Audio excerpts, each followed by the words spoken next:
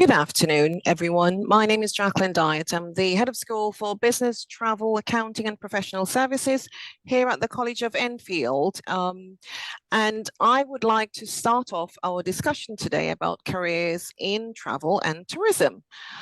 So there are several career pathways that learners can embrace or pursue. And today we have with us one of our professionals and teaching staff, Sandra Merkovich. And we also have with her two of her past students who are now currently working in industry.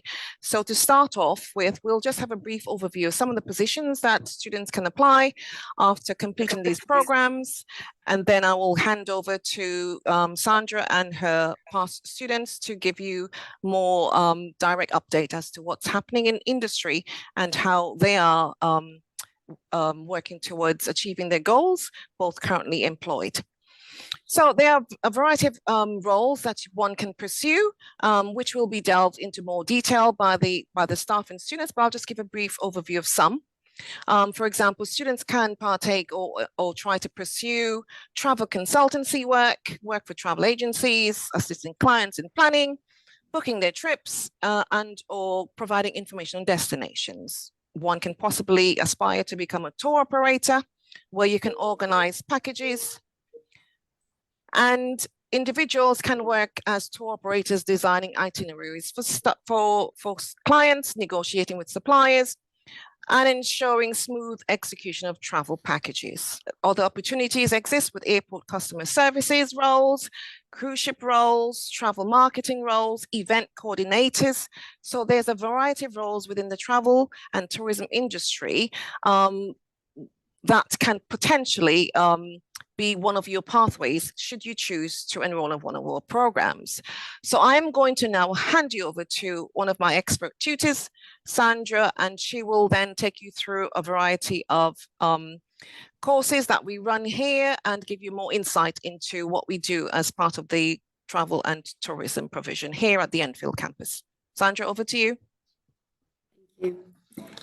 Hi, my name is Sandra and I'm travel and tourism lecturer, and I've been in this job for the last 15 years. Here at Cornell, we offer level 1 and level 3 courses. Level 1 NCFE courses that we run for a year. And then we've got level 3 courses, foundation, level 3 year ones, that usually takes 1 year as well. And then if students successfully finish level 3 foundation year, they progress onto a level 3 extended diploma.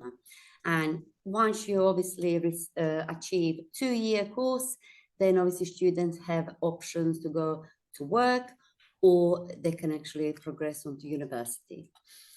We have organized many trips, including trips to Southend, Cambridge, Brighton, London, and many more. Last year, we took students to Lisbon, and this was Erasmus project to Portugal on a 2 weeks work experience. Students really enjoyed those trips, and then they had very good placements in various hotels, 4-star hotels, very luxury hotels for 2 weeks. Everything was paid by the government funding, so students didn't have to pay. So there was a really good ending the year last year in June. Additionally to this year in May, students actually organized, so year 2 students organized their own trip where they done their own graduation, and this was in Istanbul, Turkey. And again, they really enjoyed it. We had a lovely experience where they included obviously gaining so many skills by actually spending time in Istanbul this year. What we also do with the students, and that includes all classes, we annually take them to World Travel Market. And World Travel Market is a global series of events that brings together professionals from the travel industry. The Excel Centre in London serves as one of the venues of these events. The Excel Centre is located in East London, London City, near London City Airport, and is a large exhibition and international convention centre where the World Travel Market events are typically happen, and all the travel agency, tourist boards and professionals, they get together and share their obviously businesses. So we make sure the students attend so they can actually gain a lot of knowledge and experience. Also, as a part of our future event, where we're going to be obviously organizing again work experience this year in 2024, we are actually planning to take students to Malta. And that's going to take place as soon as they finish their GCSE exams, roughly 12th of June, and we're going to be taking them this year for 3 weeks. Again, it's going to be various of placements that they're going to be offering, at various visitor attraction places, and obviously hotels as well. So students definitely looking forward to their interviews coming up in January, where they're going to be actually taking only certain amounts of students, the best ones. We do have connections, quite a lot of connections with various industries and places like various airlines. So that is, we have connection with BA, where we have obviously current student working as a cabin crew. Then obviously connection with the Ryanair, another current student that works there as a cabin crew, another cabin crew, obviously different airline. We've got the NATA agency, and that is based in Heathrow. We've got students working there as a customer check-in. Various of hotels, previous or ex-students actually have different roles that we have a connection. And of course, Jet2, where we had the ex-student working, and I've done my CPD myself there as well. So I was there for about 3 weeks, where I gained so much experience. I was working as a customer helper and a check-in, and all my knowledge I could actually pass to my students. So if you're interested to apply for this exciting and absolutely wonderful courses for young people, and it's loads of opportunities, please apply on our website ASAP for next year, September. Or you could always pop into college if you want to get more information. We've got open days between 4 and 6 o'clock every Monday. So that is what I would like to share with you today. And now, if I could pass you to our ex-student, Alex Malai, who actually is not ex-student, is my current student, that is on our year 2 program, and he's working for Ryanair as a cabin crew. So he can tell you about his journey, and then I'll pass you over. Thank you. Thank you very much, Sandra. So yeah, my name is Alex. My journey started when I first chose to enroll at Cornell College. During my initial interview for the travel and tourism course was done by you, Sandra.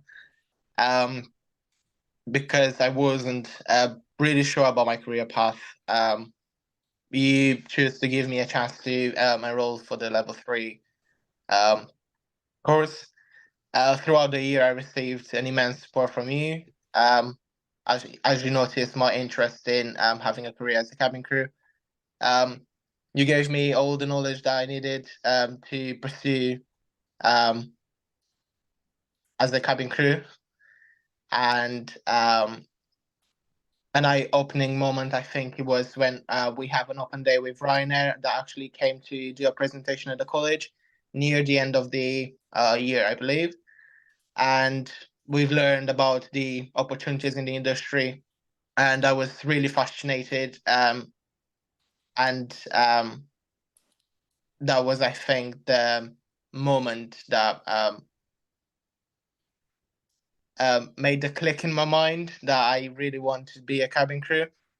So at the end of that day, I've asked myself that if I actually want to have a career in this field.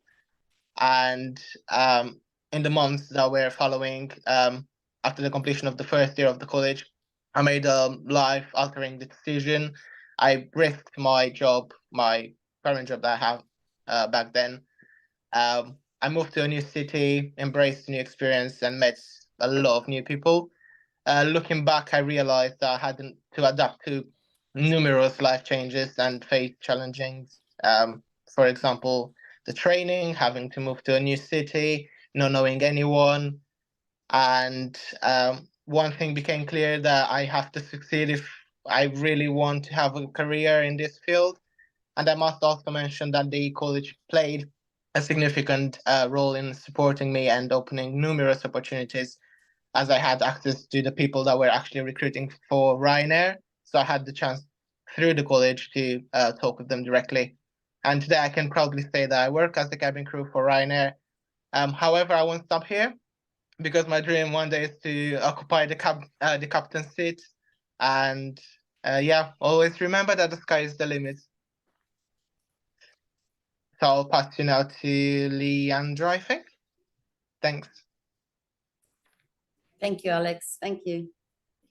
Hello, my name is Leandro. I'm British Airways cabin crew based at Heathrow. I'm former student of Kona, was studying travel and tourism with Sandra for 4 years. And the college helped me to, I would say, give me an idea of the industry, as I never worked in aviation before, gain knowledge of the terminology, on the procedures, on safety procedure. It can be like in aviation, give me loads of enhancement for skill communication, how to approach on the recruitment day with British Airways. And also, as I came in this country, I was a foreigner as Alex. My English was really weak, so helped me to improve my English, my math skills. Without these skills, I couldn't have my job today. And basically, I would say, if you like this industry, travel,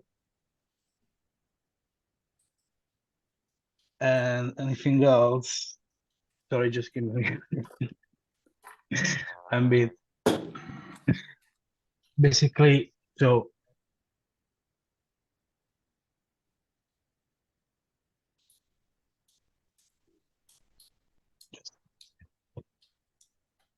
block.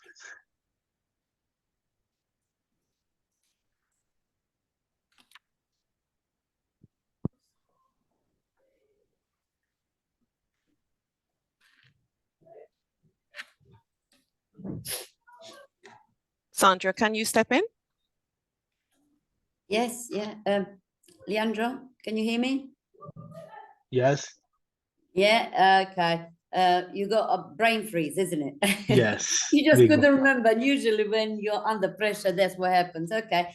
So if you can tell us, as obviously as a cabin crew, your day experience. So what is your daily routine in your job? And I think that's very important for others to understand. Okay, daily routine in my job is be punctual at work, get ready for a briefing where they're gonna test you your safety knowledge and SAP equipment. If you pass the briefing, you okay to fly. You come in on board, you do all the checks. Once the checks are done, you start boarding and you go off for service after takeoff. And this actually a day in the life of cabin crew. You can get down route, you can see many of places. If also uniform standard really important. So be tidy, groom shaving. Don't look at me today because I'm off, but Okay. What was your training like? How did you find okay. training? Did you find it challenging? Yeah, it was really Intense? challenging. It was 6 weeks, it was really intensive. We had like medical, SAP equipment. Mm. We had what emergency procedures and door procedures, and take all the license for the aircraft we operate. Basically, we operate A320 Airbus, Boeing 787, 777, A350, or A380. So to work on the aircraft, you need to take a license where you need to know how to open the door and all the technical equipment that is on board. Okay, thank you, Leandra. And what advice would you give to other students who would like to work as a cabin crew? What is the most important for them to sort of manage to stay in the job? Because I know that many go on a training, but many don't manage to stay. So what is the challenge that you would say? But the challenge is hard work. It's as every work has pro and con. I would say it's really challenging because it's physically tiring, and you need always every year studying a refresher CP. So you need to study your manual, don't forget procedures, and so keep focused on the job, keep studying, and everything is useful. So you're still really working and studying. It's Yeah. the thing that you're still studying, isn't it? Yes. Okay, great. Thank you very much. You're welcome.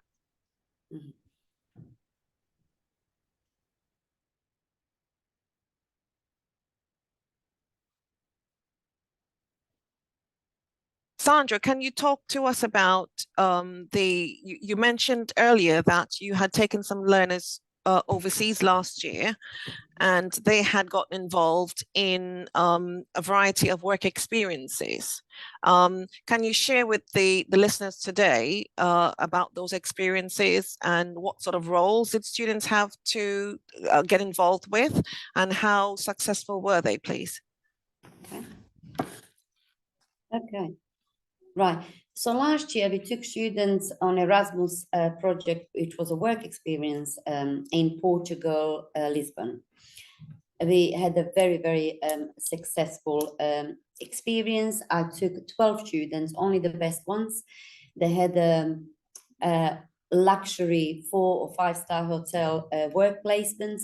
So mainly their roles were receptionist. Some of them were working as sort of serving food, but mainly it was receptionist job. So their work was involved 5 days. 2 days they were off in a week, but obviously in the travel and tourism industry, it wasn't guaranteed that they were off on Saturday and Sunday. Sometimes they were off midweek, sometimes they were off sort of evenings, sometimes they were working, so shift work was involved. But definitely they performed very well. When they were off on the 2 days, when they were off, then they were able to see more attractions in Lisbon. So they've seen so many different main attractions. Students were very independent and they learned so many skills, not only independency skills, language skills as well, because we were offered a bit of Portuguese, like a sort of school as well that we done. It was about 5-6 hours, so it really helped. I mean, some students were Portuguese speakers anyway, but the ones who were Spanish speakers, for them it was easy, obviously, to pick up the language. For all others, it's done in a group, so they really it helped them. But obviously they were using English in the workplace, so that wasn't a problem. When it comes to sort of homesick, I was quite afraid the students might be homesick because some of them were very young and the first time away from home. But it worked very well with the huge support from me and my other colleague that traveled with me. They had a huge support. Another thing on their work experience, and this is the question the students usually ask, are we going to be paid? But obviously it's a work experience. So they did get pocket money, which was 80 euros per week, which was plenty enough. And also college supported them as well, because most of them were on bursary.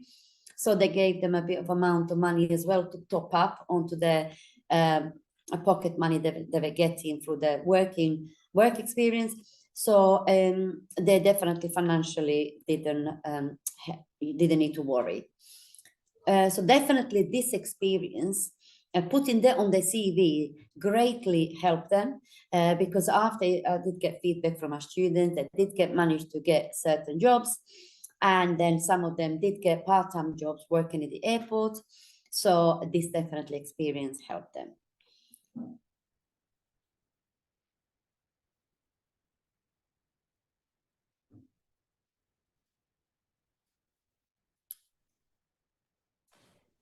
Thank you, Sandra.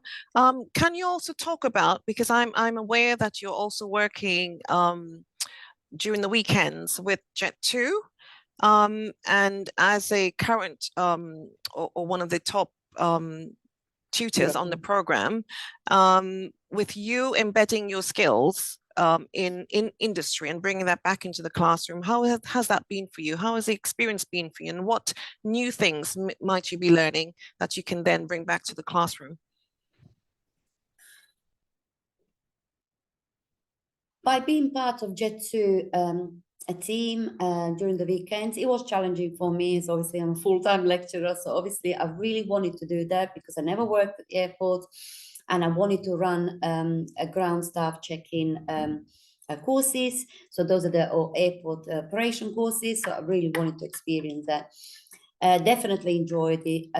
Met lovely, lovely people. Enjoyed actually what is it like to work at the airport. It's definitely challenging, but what Leandro mentioned earlier and Alex, uniform, wearing a uniform is definitely important. So definitely they check on that. Lateness, attendance punctuality, that is something they pick up on. So definitely you need to be on time, usually 10-15 minutes earlier, to see the supervisor in the morning. So they give you a location, what exactly you have to be doing on that day. So normally, let me just explain, you come in the morning at around 10 o'clock and then they give you a location. You might be doing a check-in desk for 2 hours. Then after you might be walking around as a customer helper. So you might be helping customers if they need any help, or if they need any help with the suitcases or help with the boarding passes. Then you might be allocated 2 or 3 hours to work at the gate. So at the gate, you do the same, you do check-in, you do scanning. If you don't do scanning for 2 hours, they might ask you to do marshalling. So you obviously have to get to the aircraft. And then as soon as the aircraft opens the door, then you see obviously cabin crew. So cabin crew would give you thumbs up. As soon as they give you thumbs up, you come out and you take the customers onto the aircraft. So if they're sitting up to 1 to 15 seats, then obviously you have to ask them to the front. If they're sitting from 15 to 30, you would have to ask them to follow the route to go at the back of the aircraft. So definitely very interesting job, very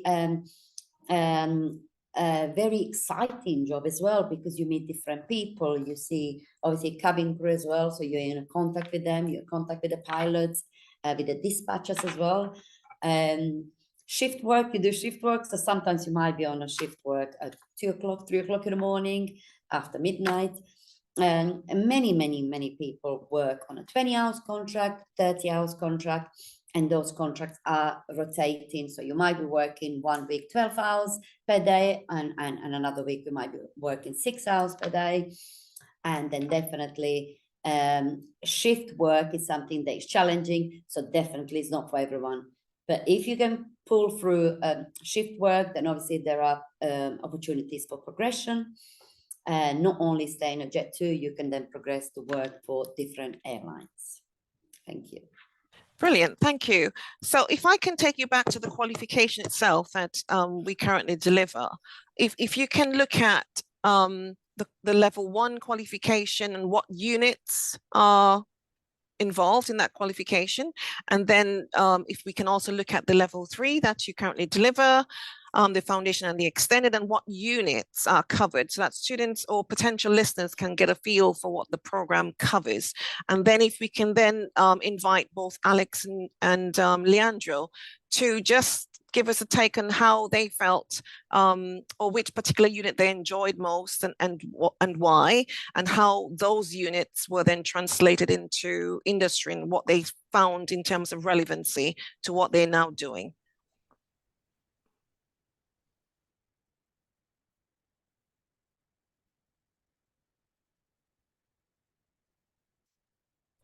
Sandra. Did you say you're going to be showing me? No? Okay. No. If you can discuss what units are included in the qualifications that you currently deliver here at the campus. So if you can talk about level 1, what units are involved in level 1, and level 3, what units are covered, and then we can potentially just invite the 2 past students to talk about which units they felt were more relevant to what they're now doing. Okay. Mm-hmm. Okay, so Here at Cornell, we offer level 1 courses. NCFE, Travel and Tourism, is a 1-year course. Usually the timetable is over 2 days. And with those qualifications, they do functional skills, or some students might be doing GCSEs if their level is a little bit higher, but normally functional skills. So NCFE level 1 certificate consists of 6 units. And those units are, just an example of units are travel and tourism attractions, they do customer service, they do tour operator course, tour operator unit, they do transport unit, and many more. So at that stage, for level 1, it's quite basic. So they are introduced to travel and tourism industry, and we do take students on the trips. So this year we took students to World Travel Market and to Cambridge. Previous years we took them on a seaside, Brighton or Southend. So mainly level 1 learners are staying in the UK. And then moving on to a level 3 foundation, which is a BTEC course, consists of 6 units, and 2 units are online courses, online exams. So we do have the World of Travel and Tourism, and the second one is Global Destinations.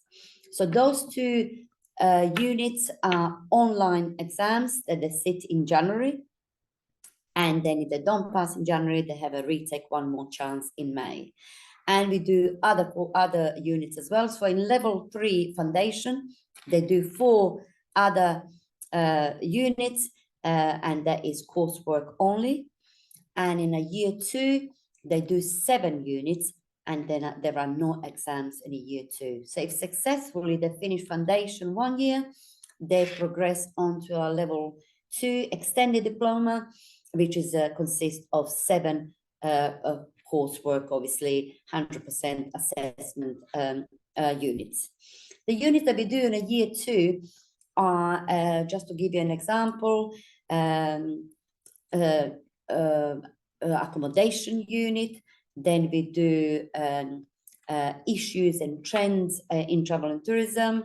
Then we do working in a travel and tourism industry, work experience unit, and quite a few more. So mainly units are based on a UK, and obviously students get to go abroad to do work experience. So one of the units that is working abroad is linked to obviously them working abroad. So if any students don't go abroad, and obviously they still have to complete their unit, they are basing it on the part-time work that they do in the UK. Thank you. Okay, so if we can involve both Leandro now and Alex. So you have been through the programs. So how do you feel that what you have learned is directly applicable to what you are now doing currently? How has this program helped you not only to secure a job, but to develop the skills that you are now using in your workplace? Anyone? I believe that the customer service unit was the most useful one. Even though I had previous customer experience service before, but it helped me polish my skills, which I learned a lot of things from Sandra directly, as she had experience in the industry, and it just helped me today to apply them in my everyday life. Yeah, I do agree. The customer service help you also to teach you how to speak with a customer, how to deal with them. Also, in the moment there is a problem with them, how to deal, so problem-solving skills, this kind of stuff. And also, for what I remember, on the year 2, we did airline airports. That was useful for me as well to give me an idea how the industry works, because I didn't have any idea before, as I never worked in aviation. It's really big, complex machine. I would say. Okay, thank you. For me. And both of you are now currently directly dealing with customers. So what is your normal day like on the flight as cabin crew? What does your day look like? And have you had an experience that you thought was life-changing for you? Yeah, I actually had one. So my normal day life, it usually starts around 2 a.m. I have to get ready and get to the airport. Usually I have the report time around 3 a.m. So I need to be at the airport within an hour for the briefing before we start the flight. As Leandra said as well, we need to have safety knowledge and answer different questions that the number one, which is the senior cabin crew, asks each cabin crew member. And then if we obviously know the answers, we are fit to fly. Otherwise, they might say no. And then we usually just go to the aircraft. We do the pre-departure inspection. So we basically check everything in the aircraft to make sure that there's no prohibited articles such as, I don't know, illegal substances, bombs, any threats. And then, yeah, we just start boarding. We help everyone out and take their seats as soon as possible. We then do the safety briefings for each emergency exit. We do then the safety demo, and then we are good to go. About an experience that changed my life was that we landed. It was really late. I think it was around 11 p.m. We landed in Poland. The captain has gave the command to disarm the slides from the doors. I thought I disarmed my door, but I forgot. And then my colleague, when she had to do the cross check to make sure that the slide is disarmed, she noticed that it wasn't. So teamwork is extremely, extremely important in anything you do, even in at college as well. You might be doing a mistake, but your teammates notice, so they help you out, so you can avoid anything bad to happen. Well, for me, I would say my day is pretty similar to Alex. The only things may be different as we do short and long haul. On short haul, more or less, it's the same type of work. Even procedures are different because any airline different procedures at the end. On long haul is different because you have like different cabins. So you have like first class, business class, and economy. So the work might be different from the cabin you work in. And pretty much it's the same. Well, experience that have changed my life. The job itself changed all my lifestyle because I'm away a lot of time from home. I miss events here home, but same time it gave me the opportunity to see many things in the world I would never thought to see in my life, like the Great Wall of China, Table Mountain, Cape Town, and many more. That's brilliant. So what would you both say would be your most favorite destination since you have started your jobs with the airlines, and why?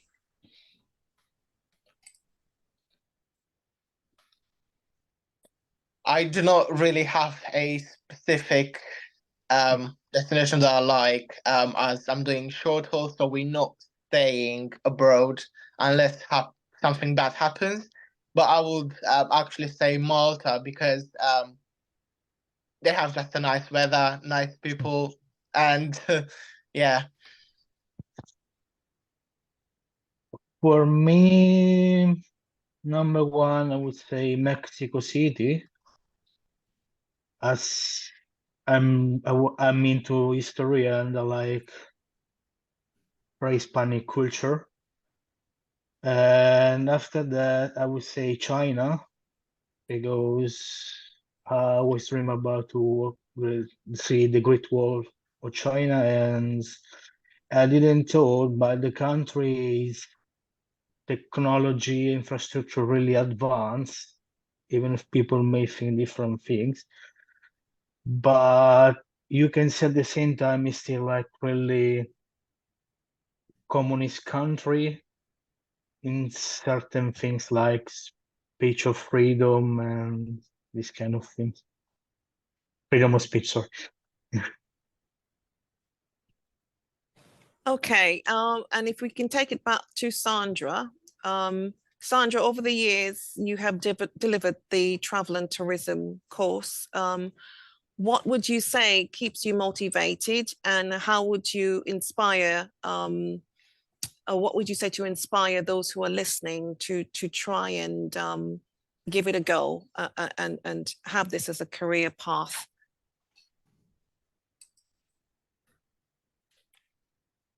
Oh, definitely. How I would inspire others to join the courses.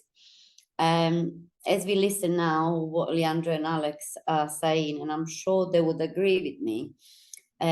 Travel and tourism jobs in general, they are not just jobs, they are lifestyle, and this is what jobs are about. So even if you work as a cabin crew, you travel, you see the world. The experiences is not just a normal job when you go to the office and you sit and you're on your computer. Every day is a different day. Even if you work at the airport as well, not only that you enjoy your job, you get lots of perks, you get lots of discount for traveling. You speak always to people, 85%, you speak to people who actually are happy because they've gone on holiday. So they're normally happy holidays, happy customers. When it comes to my students, and even myself, I always say to people moan when they go to work. For me, I love Mondays. Going to work on Monday, I know that I'm going to see my students, and that is my passion. It's always been my passion. And students are happy. When the students are happy, I'm happy. And I still keep in contact with my students, who've been my students for the last 10 years. And it's absolutely inspiring to see what they're doing now, how they progressed, how they're confident people now working in industry, enjoying and actually following their dreams. Thank you. Okay, Sandra, so as part of your program, I'm sure you have a variety of guest speakers that come in to share the industry insights to your learners. Can you tell us about some of the guest speakers you've had on your program and how that's gone for you? We do get guest speakers, and normally we do get guest speakers from, again, our students who were obviously with us and now they're in the industry. So we did have Jet2 coming to see us, and they were speaking to students about entry requirements, how to apply for a job, what are the main things that they're looking for. Then we had APTA, and obviously we are quite fortunate the college is paying a membership. So we've been a member of APTA, which is Association of British Travel Agencies, for the last 20 years. So we do get usually 2 students are chosen to be reps for APTA, and they are mentored once a month. And lately, I think we had a mentor from EasyJet. So the mentors from EasyJet are mentoring those students on obviously various times and days in a month. So that is good advantage. Also, we have a day when we have a regional meeting. So we attend, usually teachers go to attend, but on one of the days we can take up to 5 or 6 students as well on our evenings, where they can speak to other members and people from travel and tourism industry. So Ryanair, British Airways, and TUI travel agency, and many others actually come to those meetings, so we can actually have a chat, we can actually do networking, and it's a great way of actually gaining contacts in our industry. So I would say for the last 2-3 years, we had a good contacts with actually students before even they finished their course, they were on the job, they ended up actually working. So that is definitely our success, where we can see actually that we're not just running courses and actually they ended up without job, they actually ending up working in travel and tourism industry. Thank you. Thank you, Sandra. And I understand that you've also had some learners who were successful in business travel. Can you tell us about that, please? Yes, of course, business travel, which is based in London, and the company is called CWT. We were approached by the company, so we were quite fortunate. And the reason why we were approached is because one of the managers who works there, he was a travel and tourism student many years ago. So he particularly wanted the travel and tourism students to be trained. So two of our students actually, they were trained. This was last year. The training took place about six weeks. 6 weeks they were trained to become juniors business travel consultants. And we're quite lucky to say that they're still with them. They're very, very happy. So those students, they're going to be actually due to come to see us February next year, because students are doing exams in January. So I thought February would be the best time that they can actually come and speak to the learners. So maybe new opportunities for students who are interested to work in business travel. We might have that connection that maybe next year when they graduate, they can actually start working in business travel as well. Thank you. Thanks, Sandra. And to your two past or former students, you are now currently working in industry. Do you see people there who you can say are your inspiration? Do you see people like yourselves currently working as cabin crew? How difficult do you think it would be for someone to gain entry into that industry?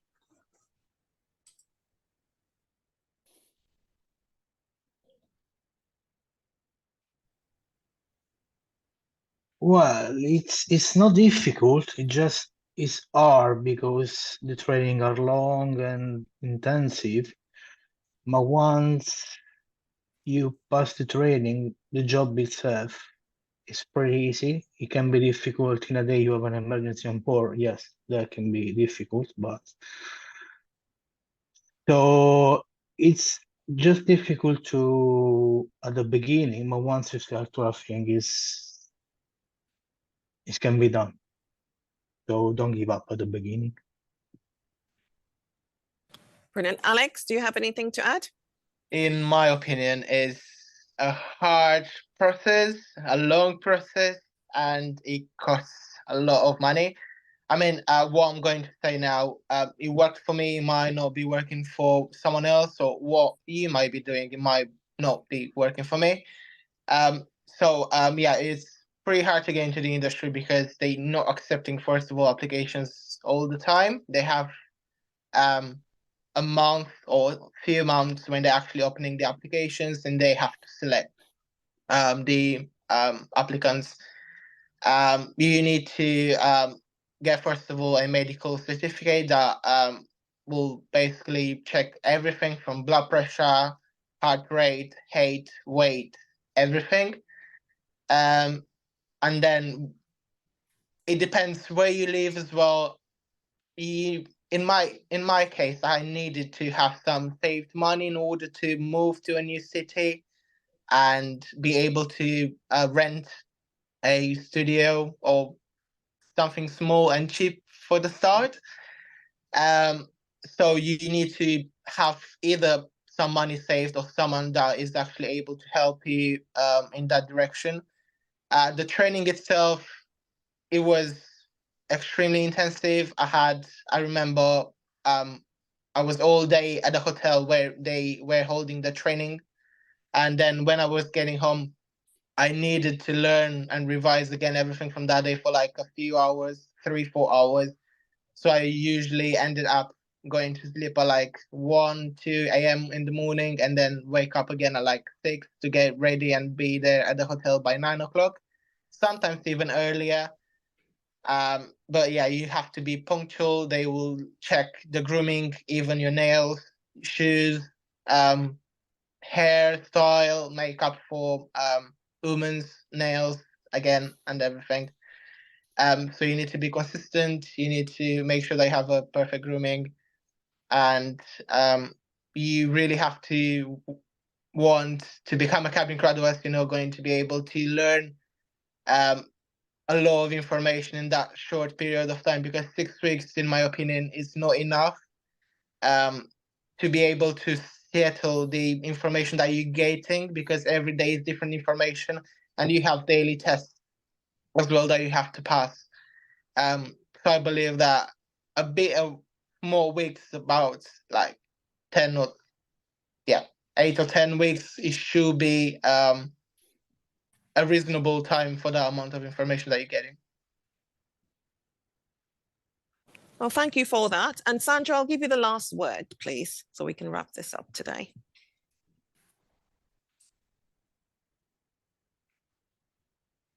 I just would like to say thank you to Leandro and Alex for attending. I know you're both busy and you obviously do shift work, so you might be even tired now. So I really, really appreciate, I'm very grateful that obviously you could attend. And then hope this is gonna make parents to understand about this. So if your child has a passion to work at the airport, the cabin crew, or anywhere else for a tour operator selling package holidays, this definitely college and place would be the best place that they can study. Thank you very much. Thank you, and thank you for everyone for listening today. And thank you, Leandro and Alex and Sandra. Thank you. You're welcome. Thank you.